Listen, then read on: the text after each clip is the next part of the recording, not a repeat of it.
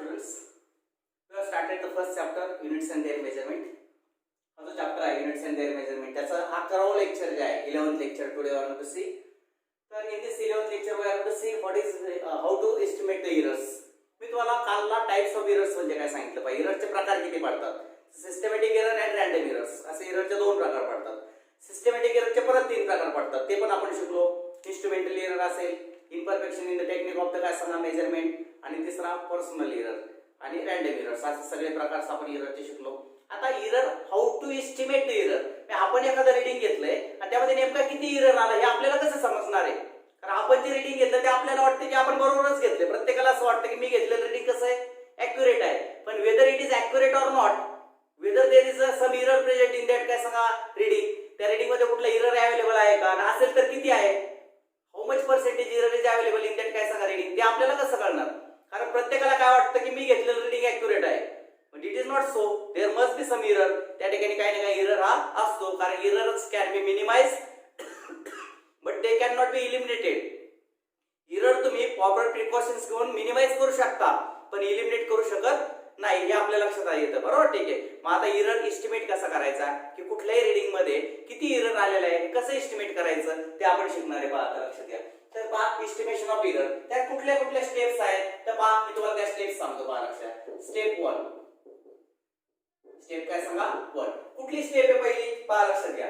काय करायचंय तुम्हाला, find step 1, find the most प्रोबॅबल value, most प्रोबॅबल value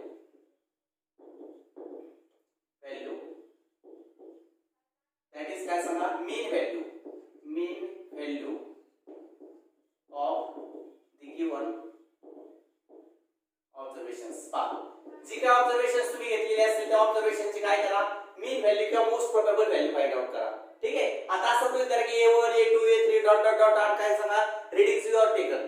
तुम्ही किती रीडिंग घेतली, A1 A2 A3 असे वेगवेगळे रीडिंग घेतली, त्याचे मोस्ट प्रोबॅबल व्हॅल्यू कसे काढायचे, त्याला A मीन म्हणतात. काय म्हणतात A mean. A is equal to A1, this is the first reading, this is the second reading, this is the third reading, and so on. N readings you have taken divided by काय सांगा N.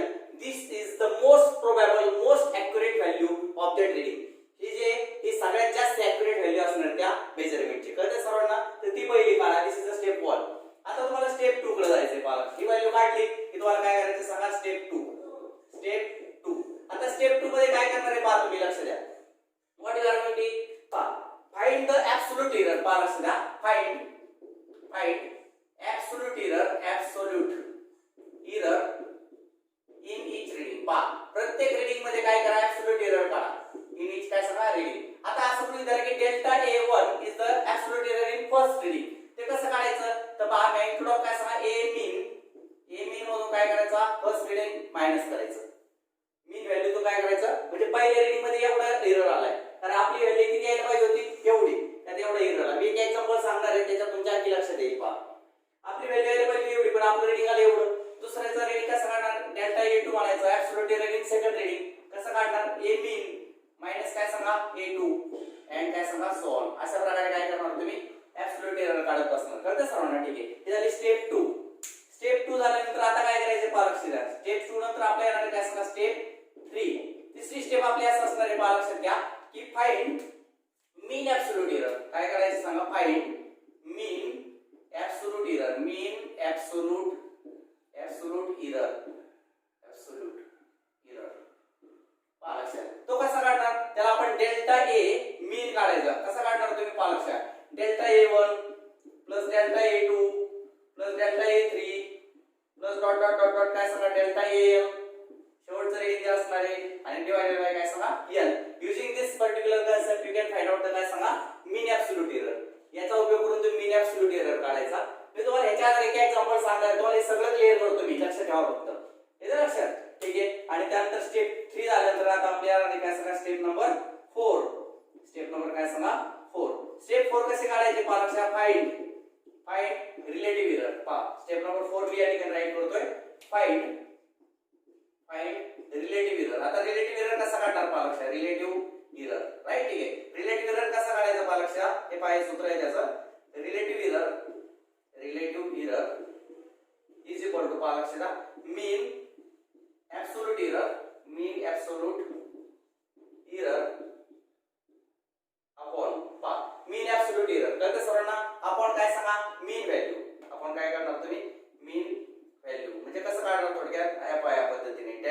A mean divided by काय सांगा ए मीन. या फॉर्म्युल्यात तुम्ही काय करणार आहे कळलं सर्वांना. रिलेटिव्ह एरर काढायचा delta A mean divided by काय सांगा ए मीन. आणि सगळ्यात शेवटची स्टेप तुमची असते बघा लक्षात घ्या. स्टेप नंबर 5 या ठिकाणी मी लिहितो स्टेप नंबर काय सांगा 5. पहा काय step number 5 find percentage error. Percentage error. आता पर्सेंटेज एरर कसा काढणार तुम्ही. Percentage error is equal to पहा लक्षात घ्या रिलेटिव्ह एरर जो काय तुमचा आला असेल आणि इंटू काय करणार सांगा तुम्ही 100. तर using this 5 steps you can find the percentage error in your reading. तुम्ही जी काय रीडिंग घेतलेली असतील त्यांचं पर्सेंटेज त्या रीडिंग्स मध्ये किती पर्सेंटेज एरर आला त्याचं एस्टिमेशन आपण करू शकतो. तर दीज आर द 5 स्टेप्स. या 5 स्टेप्स आहेत. आता मी या सगळ्या ज्या स्टेप्स आहेत ना तुम्हाला पूर्णपणे कंप्लीटली एक्सप्लेन करतोय युजिंग टेकिंग सम एक्झाम्पल. एक एक्झाम्पल मी या ठिकाणी घेतो आणि या सगळ्या स्टेप्स आहेत ना त्या तुम्हाला एक्सप्लेन करतो. नीट लक्ष द्या. बारकाईने लक्ष द्या कशा पद्धतीने मी काय करतोय सांगा एस्टिमेट करतो एरर. हे सगळे स्टेप लक्षात ठेवा. पहा एक एक्झाम्पल मी या ठिकाणी घेतो. The length of a pen is measured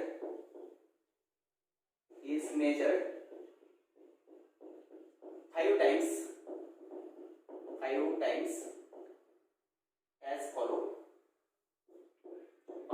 पेनची लांबी जी आहे ना ती 5 वेळा मोजली. किती वेळा मोजली 5 वेळा मोजली लक्षात घ्या as follow. ठीक आहे. आता कसे मोजली सांगतो. पहिल्यांदा तो पेन होता असं गृहीत धरा. नीट लक्ष द्या. ठीक आहे. काय दिसलं 55.3 सेंटीमीटरचा. ठीक आहे. तर किंवा मग एक काम करतो 5 पॉइंट काय सांगा 53 सेंटीमीटर. दुसऱ्यांदा काय आला 5 पॉइंट काय सांगा 56 सेंटीमीटरचा मोजला. तिसऱ्यांदा मोजला 5 पॉइंट काय सांगा 50 सेंटीमीटर. पाचव्यांदा मोजला 5 पॉइंट काय सांगा 52 सेंटीमीटर. आणि सहाव्यांदा मोजला 5 पॉइंट 1 2 3 4 आणि 5 पॉइंट काय सांगा 53 56 50. त्यानंतर काय सांगा 52 आणि 54 सेंटीमीटर. पहा लक्षात द्या. In this way, the length of pen is measured in different 5 ways. 5 times the length of pen is measured. 5 वेळा मी लेंथ मोजली पेनची आणि 5 वेळा वेगवेगळी रीडिंग आली. पहिलं रीडिंग आलं 5.53 सेंटीमीटर, दुसरं आलं 5.56 सेंटीमीटर, तिसरं आलं 5.50 सेंटीमीटर, चौथं आलं 5.52 सेंटीमीटर आणि पाचवं आलं काय सांगा 5.54 सेंटीमीटर. तर व्हर्नियर कॅलिपरने मी ह्या लेन्स मोजल्या असं गृहीत धरा. लक्षात अशा वेगवेगळ्या लेन्स मला मिळाल्या. तर काय तुम्हाला विचारलंय फाइंड द पर्सेंटेज एरर किती. गणित लक्षात आलं सर्वांच्या. सोपं गणित दिलंय मी एकदम. आहे ठीक आहे. आता याचा पर्सेंटेज एरर मी या स्टेप्स नुसार जाणार आहे. आलं लक्षात. ठीक आहे. कसं जातो पहा लक्षात घ्या. मी कसं गणित सॉल्व्ह करतो. पहिली स्टेप पहिलं मला काय करायचं मीन व्हॅल्यू काढायची. ते A1 किती दिलंय सांगा 5.53 सेंटीमीटर. A2 किती दिलेलं आहे 5.56 सेंटीमीटर. A3 किती दिलाय थर्ड रीडिंग किती आहे 5.50 सेंटीमीटर. A4 किती दिलाय 5.52 सेंटीमीटर आणि A5 पाचवं रीडिंग जे 5.54 सेंटीमीटर. पहिली पाचवी रीडिंगला A1 A2 A3 A4 A5 असे नाव दिली. आता स्टेप 1 स्टेप काय सांगा 1 टू फाइंड काय सांगा A मीन व्हॅल्यू काढायची. त्याला म्हणतात मोस्ट प्रोबॅबल व्हॅल्यू. बरोबर ठीक आहे. किंवा आपण म्हणूया most प्रोबॅबल value that is A मीन. म्हणजेच काय सांगा A मीन आपल्याला त्या ठिकाणी काढायचे. तर सर्वांना कसं काढायचं A मीन पहा लक्षात. A mean is equal to A1 plus A2 plus A3. Mean value कसे काढतात माहिती आहे सर्वांना. A5 पाच रीडिंग येत आपल्याकडे डिवाइडेड बाय काय सांगा L. Using this formula you can find out the काय सांगा मीन व्हॅल्यू. या फॉर्म्युलाचा उपयोग करा मीन व्हॅल्यू काढा. आता पहा लक्षात मी काम करतो. एक मिनिट थांबा. A mean is equal to पहा लक्षात A1 plus A2 plus A3 plus A4 आणि प्लस काय सांगा A5 डिवाइडेड बाय काय सांगा L. एव्हरेज काढायचं थोडक्यात. त्याला म्हणतात मोस्ट प्रोबॅबल व्हॅल्यू किंवा मीन व्हॅल्यू. मीन व्हॅल्यू कसे काढणार पहा. A1 किती आहे 5.53 प्लस 5. काय सांगा 56 प्लस 5. काय सांगा 50 प्लस 5.52 प्लस 5.54 1 2 3 4 5 आणि डिवाइडेड बाय काय आलं सांगा बरं 5 आलं. तर ते सर्वांना n = 5 लक्षात आलं सर्वांच्या. आता पहा 5.53 5.56 5.50 5.52 आणि 5. काय सांगा 54 डिवाइडेड बाय काय करायचं मला 5 करायचं. पहिले सम करतो. 6 3 9 9 2 11 11 4 किती सांगा 15 6 4 2 6 6 12 3 15 चल 1 5 5 10 15 20 25 आणि 1 26 आचार्य 2 5 10 15 20 25 आणि 2 27 27.65 या ठिकाणी लिहितो मी लक्षात 27.65 डिवाइडेड बाय काय सांगा 5 ठीक आहे त्याला 5 ने डिवाइड करतो पहा 27.65 डिवाइडेड बाय काय सांगा 5 5 5 25 खाली उरले 2 2 घेतले 6 5 5 परत 25 खाली उरले 1 आणि 5 3 काय सांगा 15 5.53 5 पॉइंट काय सांगा 53 आणि लक्षात 5.53 centimetre is the most probable value what is the most probable value 5.53 centimetre हे तर लक्षात ठेवा इथे is the most probable value of that काय सांगा पेन त्या पेनची सगळ्यात प्रोबेबल व्हॅल्यू आली आपली 5.53 लक्षात आलं सर्वांच्या कॅल्क्युलेशन मध्ये सिली मिस्टेक करायच्या नाही नीट लक्षात घ्या कॅल्क्युलेशन मध्ये कुठल्याही प्रकारच्या सिली मिस्टेक करायच्या नाही कळेल सर्वांना ठीक आहे चला जातो मी पुढे आता पहा हे आले मोस्ट प्रोबेबल व्हॅल्यू हे पहिली स्टेप आपली संपली आता काय करायचं absolute error in each reading काढायचा पहा सेकंड स्टेप काय सांगा 2 now we find absolute error पहा लक्षात आता ऍब्सोल्यूट एरर काढायचं मला प्रत्येक रीडिंग मधलं बरं का लक्षात घ्या step 1 it is a step 1 here it is काय सांगा स्टेप 2 आता ऍब्सोल्यूट एरर पहिल्या रीडिंग मध्ये जो ऍब्सोल्यूट एरर असतो ना त्याला डेल्टा A1 म्हणूयात पहा डेल्टा A1 कसा काढणार तुम्ही मीन व्हॅल्यू जी आहे त्यातून काय करायचं A1 मायनस करायचं जो काय येतो तुमचा डेल्टा A1 तर ते सर्वांना डेल्टा A2 कसा काढणार तुम्ही ए मीन व्हॅल्यू जी आहे त्यातून काय करायचं A2 मायनस करायचा you will get delta A2 delta A3 कसा काढणार तुम्ही मीन व्हॅल्यू जी आहे त्यातून काय करायचा A3 मायनस करायचा डेल्टा A4 कसा काढणार तुम्ही delta A4 equal to A mean value minus काय सांगा A4 इज इक्वल टू आणि डेल्टा A5 जो आहे तो कसा काढणार A मीन आणि मायनस काय सांगा A5 म्हणजे आपलं प्रत्येक रीडिंग 5.53 येणं अपेक्षित होतं कारण मोस्ट प्रोबेबल व्हॅल्यू ही आहे एव्हरेज व्हॅल्यू प्रत्येक रीडिंग 5.53 येणं अपेक्षित होतं आपल्याला परंतु पहिलं रीडिंग किती आलं 5.53 म्हणजे त्यात एरर 0 आलाय दुसरं रीडिंग किती आलं 5.56 म्हणजे 0.03 चा एरर आलेला आहे 5.53 आणि 5.56 म्हणजे 0.03 चा एरर आलाय तिसऱ्या रीडिंग मध्ये 50 आणि आपलं रीडिंग किती होतं 5.53 यायला पाहिजे होतं प्रत्येक इथं सुद्धा 0.03 चा मग ते एरर काढायचे पहा कसे पहिलं मीन व्हॅल्यू किती आहे 5.53 मायनस A1 किती आहे सांगा 5.53 उत्तर किती आलं सांगा 0 मग पहिल्या रीडिंग मध्ये 0 एरर आलाय किती आलाय 0 कारण जेवढा आहे मीन व्हॅल्यू पण तेवढीच आणि रीडिंग सुद्धा तेवढं झालं होतं first reading is accurate one पहिलं रीडिंग ॲक्युरेट होतं आपलं 0 एरर आला दुसऱ्या रीडिंग मध्ये किती एरर आला तर आपली मोस्ट प्रोबेबल व्हॅल्यू किती आहे 5.53 आणि आपलं रीडिंग किती आले 5.56 पहा मायनस 5.56 हे उत्तर आले मायनस 0.03 तुमचं उत्तर आहे 0.03 ऍब्सोल्यूट व्हॅल्यू घ्यायची बरं का मायनस आले तरी प्लस एरर हा एररच असतो मायनस काय प्लस काय कळतंय सर्वांना त्याच्यापेक्षा त्या व्हॅल्यूच्या इकडे काय इकडे काय एरर हा एररच असतो चला आला लक्षात 0.03 एरर आला सेकंड रीडिंग 5.53 येण्याऐवजी आपलं किती आलं 5.56 आलं म्हणजे एरर आला 0.03 चा थर्ड रीडिंग मध्ये किती एरर आला तर 5.53 वाजा किती सांगा 5.50 किती एरर आला सांगा 0.03 वन सेकंड म्हणजे 0.03 चौथ्या मध्ये किती एरर आला चला रीडिंग आहे 5.52 म्हणजे पहा 5.53 ही मीन व्हॅल्यू आहे त्यातून हा मायनस करा मायनस 5.52 आन्सर कम्स काय सांगा 0.01 एरर आला 0.01 आणि पाचव्या रीडिंग मध्ये किती एरर आला तर 5.53 मायनस पाचवं रीडिंग आपलं 5.54 is equal to minus 0.01 and absolute value is 0.01 आलं लक्षात in this way we have found the काय सांगा absolute error in each reading प्रत्येक रीडिंगचा काय काढला आपण ऍब्सोल्यूट एरर काढला प्रत्येकाचा ऍब्सोल्यूट एरर काढला आणि इथं आपली स्टेप्स 2 संपते find the absolute error in each reading या पद्धतीने तुम्ही काय केले ऍब्सोल्यूट एरर काढला स्टेप 2 संपली आता आपली स्टेप 3 सुरू झाली पहा कोणती स्टेप सुरू झाली थर्ड स्टेप पहा स्टेप 3 ठीक आहे तिसरी स्टेप कशी असते पहा लक्षात घ्या to find mean absolute error पहा to find mean absolute error पहा काय करायचंय mean absolute error to find absolute error इथे लिहितो to find absolute error in each reading प्रत्येक रीडिंग मधला ऍब्सोल्यूट एरर काढले आणि इथं मोस्ट प्रोबेबल व्हॅल्यू काढली पहिली स्टेप होती to find most probable value that is काय सांगा मीन व्हॅल्यू. मीन व्हॅल्यू. चला तिसरी स्टेपला मी सुरुवात केली. मीन ऍब्सोल्यूट एरर काढायचा मला. कसा काढतात लक्ष द्या. हे पाच पद्धतीने काढा. Delta A mean error in a. लक्षात त्याचा मीन काढायचा. सगळ्या एररचा मीन घ्यायचा. कसा काढणार. Delta A1, delta A2, delta A3, delta A4 आणि delta A5. Delta A5 divided by काय सांगा n. चला करा सुरू. सांगा पहिल्यात किती एरर आहे 0. डेल्टा A2 किती आहे पहा. डेल्टा A2 किती आलाय 0.03. म्हणजे आता एररचा मीन काढायचा. काय एररचा एव्हरेज काढायचं.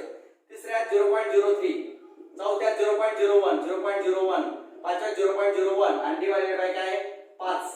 हे सगळे जे एरर आलेत ना ते एररचं एव्हरेज काढायचं. आता काय करायचं एररचं एव्हरेज. म्हणून डेल्टा ए मीन बरोबर का. डेल्टा ए मीन किती येतो लक्ष द्या. एररचं एव्हरेज त्याला म्हणतात ऍब्सोल्यूट एरर. मीन ऍब्सोल्यूट एरर. हे जे ऍब्सोल्यूट एरर आहेत ना त्याचं मीन काढायचं. कळलं सर्व. Delta A1 plus delta A2 plus delta A3 plus delta A4 plus delta A5 divided bye 5 करायचे. 5 रेडिंग आहेत ना. नंबर ऑफ रेडिंग किती आहे 5 म्हणून डिवाइडेड बाय 5. आता चला या सगळ्याची सम किती येणार. 3 आणि 3 6 आणि 7 आणि 8 0.08 येणार आहे डिवाइडेड बाय काय सांगा 5. परत एक लक्ष 3 3 6 6 7 आणि 8 म्हणजे 0.08 डिवाइडेड बाय 5. आन्सर कम 0.01 आणि 6. आलं लक्षात. डेल्टा ए मीन आले 0.016. येते लक्षात. अशा पद्धतीने डेल्टा ए मीन झाला आपला. आणि आता पाचवी स्टेप आपली सुरू होणार आहे. लक्ष द्या. Step number 4. पाचवी नाही चौथी स्टेप. स्टेप नंबर काय सांगा 4. To find relative error. To find relative error. आता रिलेटिव्ह एरर काढायचा पहा. लक्षात घ्या. कसा काढतात रिलेटिव्ह एरर.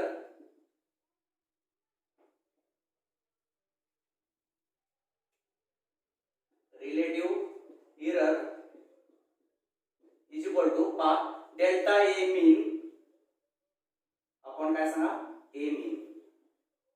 या फॉर्म्युला रिलेटिव्ह एरर काढायचा. आता डेल्टा ए मीन किती आहे पहा. लक्षात घ्या. किती आलाय 0.016. 0.016 डिवाइडेड बाय आता ए मीन किती आलाय आपला. मीन व्हॅल्यू आपली किती आहे 5.53. हे सरासरी 5.53 एवढा आपला रिलेटिव्ह एरर आला. कळालं सर्वांना. तर दिस इज व्हॅल्यू ऑफ काय सांगा रिलेटिव्ह एरर. आलं लक्षात. ठीक आहे. ही रिलेटिव्ह एररची व्हॅल्यू जी आहे ती फाइंड आउट करायची. तर ही व्हॅल्यू जी असते ना पहा लक्षात द्या. ही व्हॅल्यू आपण लॉग टेबलने ऍक्च्युअली फाइंड आउट करत असतो. कशाने लॉग टेबलने. पण आता 11th स्टँडर्डला 11वीच्या इयत्तेमध्ये तुम्ही गेलेले असल्यामुळे लॉग टेबल अजून तरी आपण शिकवलेलं नाही. मी तुम्हाला लॉग टेबल शिकवणार आहे नंतरला. ठीक आहे. परंतु लॉग टेबल मी अजून शिकवलेलं नाही तुम्हाला. त्यामुळे हे जे काही कॅल्क्युलेशन आहे ते आता सध्या तरी मी कॅल्क्युलेटरवर करून तुम्हाला दाखवतो. ज्यावेळेला आपलं लॉग टेबल शिकून होईल तेव्हा लॉग टेबलच्या पुस्तकातून आपल्याला अशा प्रकारचे कॉम्प्लिकेटेड कॅल्क्युलेशन्स करता येतात. हे लक्षात राहू द्या. हे लक्षात. ठीक आहे. त्यामुळे आता सध्या मी काय करतोय तात्पुरतं ते कॅल्क्युलेटरवर करून दाखवतो तुम्हाला किती कॅल्क्युलेशन आलंय ते लक्षात घ्या. लॉग टेबल शिकल्यानंतर आपण ते त्या ठिकाणी पाहू शकतो. लक्षात घ्या. पाहते एक मिनिट.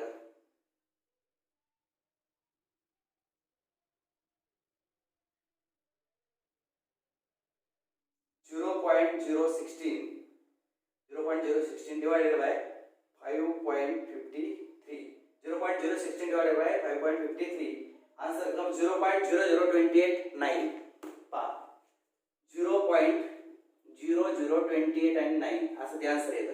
पहा रिलेटिव्ह एरर समजला 0.0028 आणि काय सांगा 9. पहा हा झाला रिलेटिव्ह एरर. काय आला रिलेटिव्ह एरर.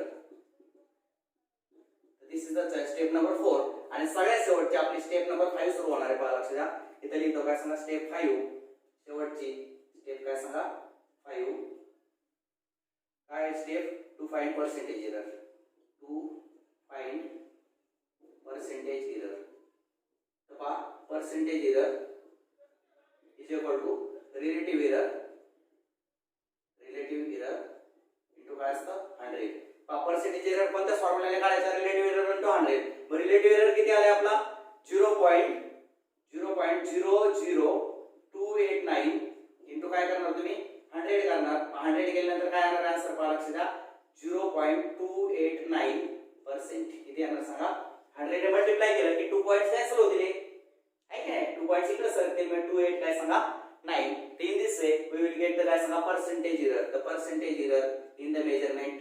त्या मेजरमेंट मध्ये पर्सेंटेज एरर जो आपला आलाय तो आलाय काय सांगा 0.289%. लक्षात. तर अशा पद्धतीने यू कॅन फाइंड आउट काय सांगा इरर्स. तर हे 5 स्टेप्स आपल्याला करायचे आहेत. आता आपल्याला थोडीशी काय आलं की जागा कमी असल्यामुळं थोडंसं तुम्हाला पाहायला वेळ थोडंसं होईल, पण नाही हरकत नाही. मी मुद्दाम या बाजूला नियम म्हणजे स्टेप्स लिहिलेत आणि त्याचं एक्सप्लेनेशन या बाजूला केलंय तुम्हाला समजण्यासाठी.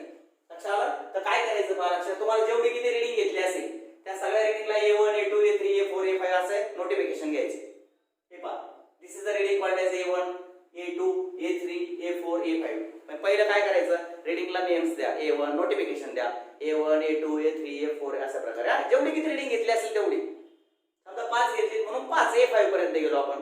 अशा प्रकारे प्रत्येक रीडिंगला नोटिफिकेशन द्या. ही पहिली स्टेप झाली. आता काय करायचं, सगळ्यात मोस्ट प्रोबेबल व्हॅल्यू किती, म्हणजे ही बरोबर आहे का, ही आहे का, ही आहे का, ही आहे का, ही आहे. तर आपल्याला काय वाटतं नेमकी कोणती बरोबर आहे. आपण तर 5 वेळा रीडिंग घेतले, 5 वेळा रीडिंग वेगवेगळं आलंय. मग नक्की बरोबर रीडिंग कोणतं. तर हे पण बरोबर नाही, हे पण नाही, हे पण नाही, हे पण नाही, हे पण नाही. आपण काय करायचं, सगळ्याचे एव्हरेज काढायचं. मग सगळ्याचे एव्हरेज घेतलं. लक्षात. सरासरी किती आली सगळ्यांची 5.53. दिस इज द ॲक्युरेट रीडिंग. हे सगळ्यात जास्त ॲक्युरेट रीडिंग असणार आहे 5.53. याला आपण म्हणतो most probable value of that reading किंवा it is called as mean value of that reading. किती आली, मग आपलं प्रत्येक रीडिंग एवढं यायला पाहिजे होतं किती 5.53, पण आलं का नाही आलं. प्रत्येक रीडिंग वेगवेगळं आलंय. मग पहिल्या रीडिंग मध्ये किती एरर आला, पहिलं रीडिंग आपलं 5.53 आलं होतं, म्हणजे त्यात एरर किती आला 0. दुसऱ्या रीडिंग मध्ये किती एरर आला, तर एवढं येणं अपेक्षित होतं पण आलंय किती 5.56. एरर किती आला 5.53 - 5.56 0.03 चा एरर आला सेकंड मध्ये. थर्ड मध्ये किती आला, थर्ड एरर रीडिंग होतं 5.50, तिथं सुद्धा 0.03 चा एरर आला. फोर्थ मध्ये किती आला, येणे किती होता 5.53, आले किती फोर्थ रीडिंग 5.52. मग मीन मधून 5.52 मायनस झाला, परत त्याच्यात 0.01 चा एरर आला. आणि फिफ्थ मध्ये कसा आला 5.53 आणि चौथं रीडिंग होतं 5.54 0.01. म्हणजे काय केलं, मोस्ट प्रोबेबल व्हॅल्यू मधून हे प्रत्येक व्हॅल्यू रिड्यूस केली, मायनस केली आणि प्रत्येक व्हॅल्यू मध्ये किती एरर आला, पहिल्या रीडिंग मध्ये किती एरर एवढा, दुसऱ्या मध्ये एवढा, तिसऱ्या मध्ये असा प्रत्येकातला एरर काढला.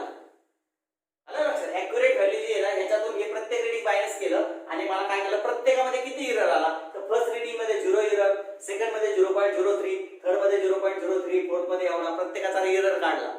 एरर घेताना ऍब्सोल्यूट व्हॅल्यू घ्यायची. हे जे काही दोन आहेत ना आहे ना व्हर्टिकल साइन, ते काय सांगतात ऍब्सोल्यूट व्हॅल्यू, म्हणजे साइनचा विचार करायचा नाही. विदाउट साइन जी व्हॅल्यू येईल, आता -0.03 जरी आलं तर ते प्लसच घ्यायचं, ऍब्सोल्यूट व्हॅल्यू घ्यायची. एरर या बाजूला आला काय त्या बाजूला आला काय, एरर हा एररच असतो. हे लक्षात ठेवायचं. ऍब्सोल्यूट एरर प्रत्येकाचा काढला.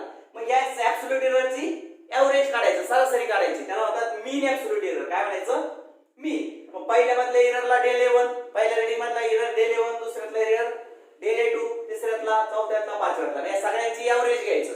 कसं घेणार, त्याला म्हणणार ऍब्सोल्यूट एररचा मीन. मीन ऍब्सोल्यूट एरर कळालं सर्वांना. डेल्टा ए मीन म्हणायचं.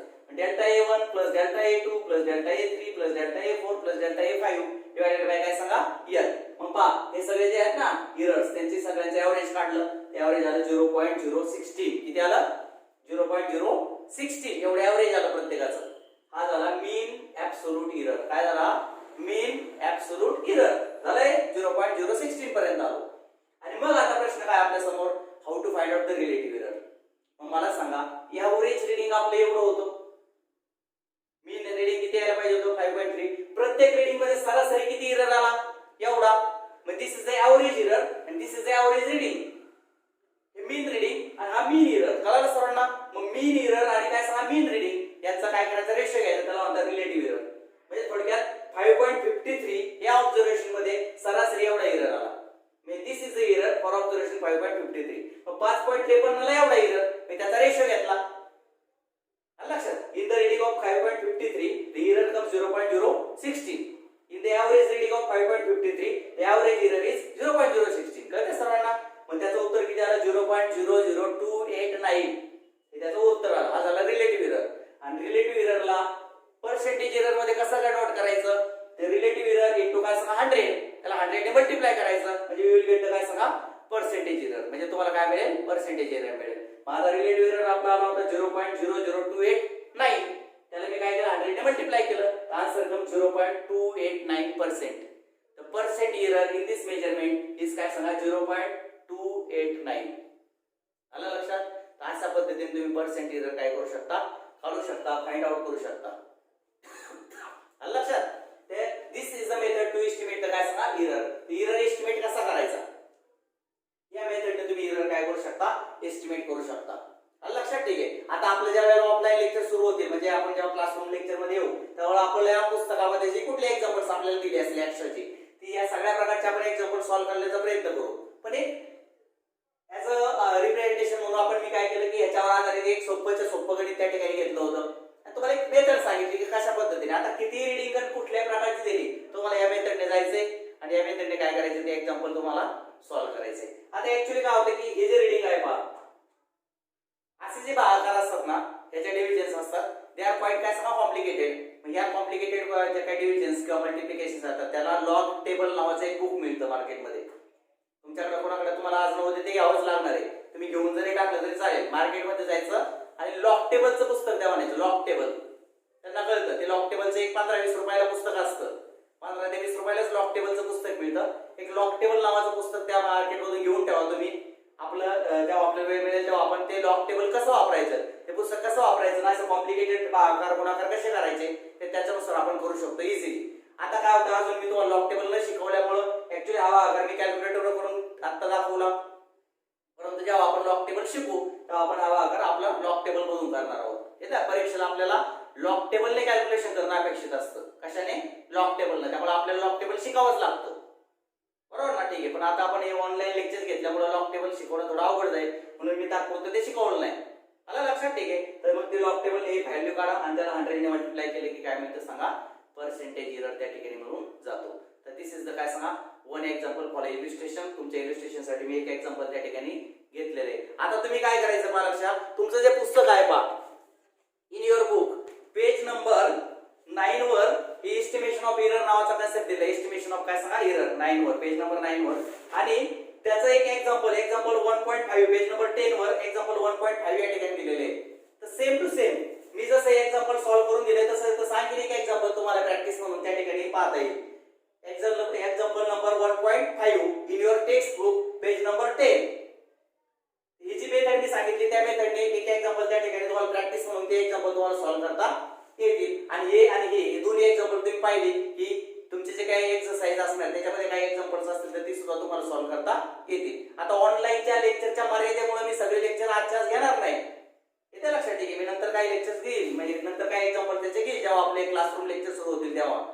पण तात्पुरतं कळण्यापुरतं हे एक उदाहरण आणि ह्याच्यामधलं एक उदाहरण, असे 2 उदाहरण तुम्ही पाहून घ्या. कशा प्रकारे आपण हे एरर एस्टिमेट करतो ते पाहून घ्या. त्याचे मेथड एकच आहे, फक्त आकडे बदलणार आहे. गणित आपण किती सोडू, मेथड समजून घ्या आणि या मेथडने काय करा एरर एस्टिमेट करू शकता. तर this is all about the estimation of error. This is the today's lecture. बाकीचं जे काय ते आपण उद्या पाहणार आहे. नीट लक्षात घ्या. याचा स्क्रीनशॉट काढून घ्या आणि स्क्रीनशॉट काढून तुमच्या नोटबुक मध्ये राईट करा. ही मेथड आहे एस्टिमेट करण्याची एरर आणि त्या ठिकाणी मी एक एक्झाम्पल त्या ठिकाणी घेतले आणि तुमच्या बुक मधलं सुद्धा प्रॅक्टिस म्हणून एक्झाम्पल त्या ठिकाणी लिहून टाका. ओके.